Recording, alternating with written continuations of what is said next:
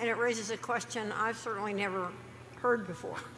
Mr. Buffett, in the past you have recommended low-cost S&P, and again today, the S&P 500 index funds as reliable long-term investment vehicles.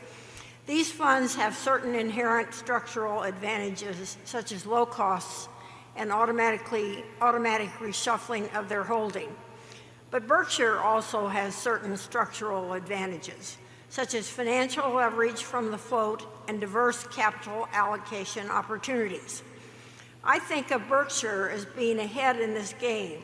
For example, it seems to me that if Berkshire's overall operating business and investment performance were to exactly match the total return of the S&P index over a 10-year period, Berkshire's growth in intrinsic value would outperform the S&P 500. If you agree, could you estimate by how many percentage points? Well, the answer is I won't estimate anything, but if we just own stocks and we own the S&P, our performance would be significantly worse than the S&P because we would be incurring a corporate tax, which would now be 21% on capital gains, plus possibly some state income taxes.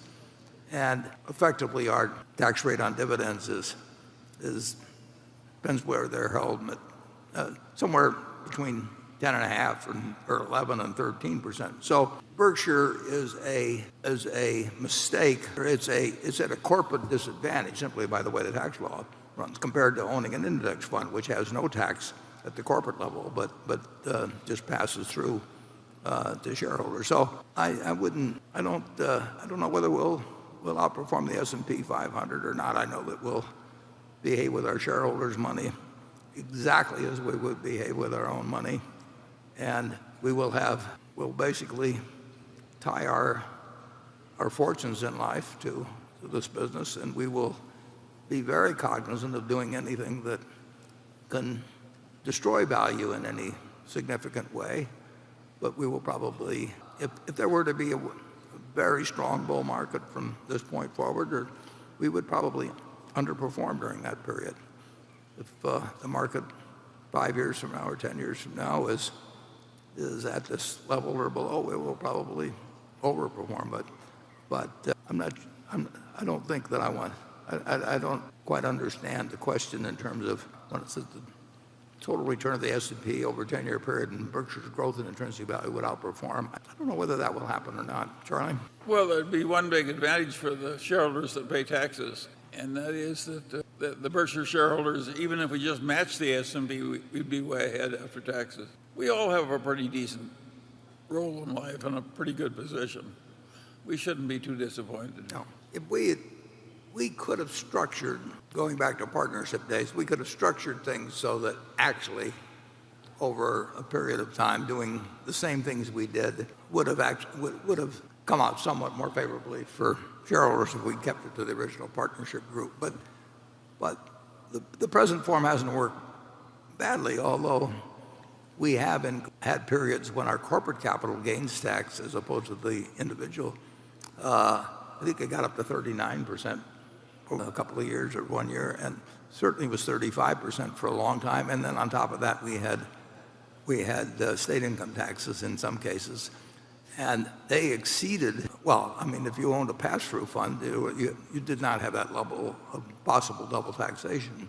Now, if you hold your stock forever, you don't pay it, but if you actually sell your stock, you've had a double tax effect. We're not complaining in any way, shape, or form. This country has treated us incredibly well.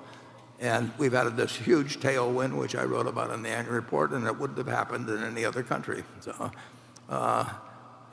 we've been very lucky that we've been operating in this country at this time. Charlie?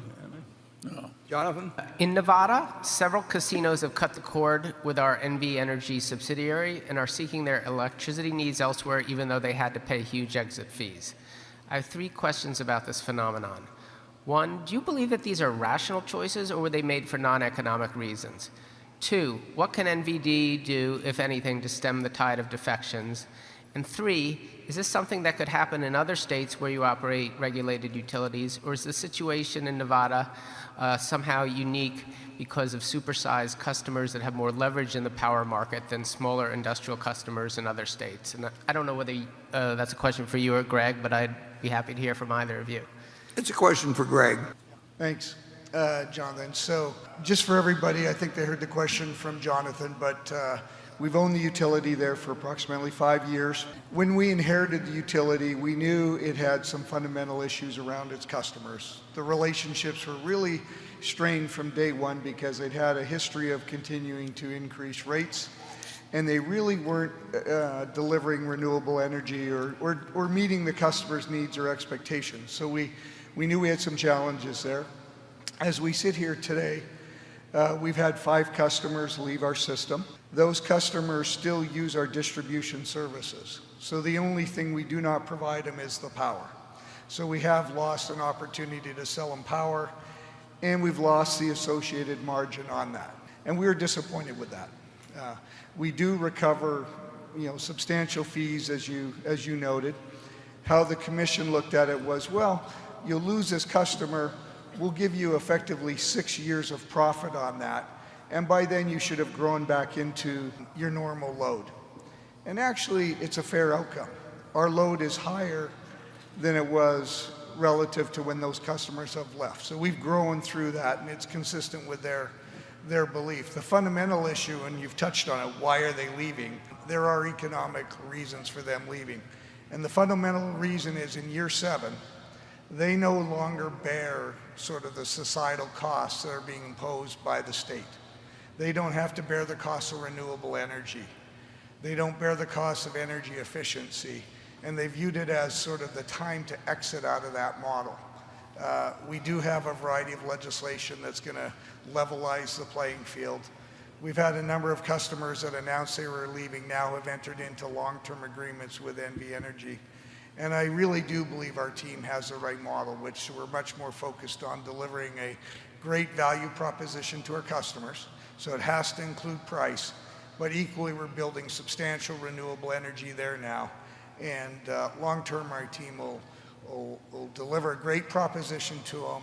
And I think that and NV Energy will prosper in the long term. We're going to be happy with it as a long-term investment.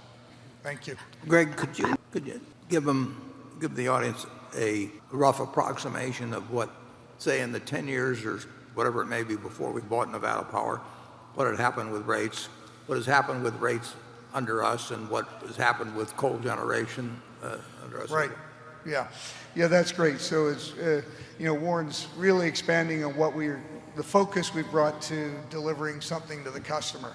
So if you'd looked at the prior 10 years, they pretty much had a rate strategy that every second year their rates would go up sort of by the cost of inflation.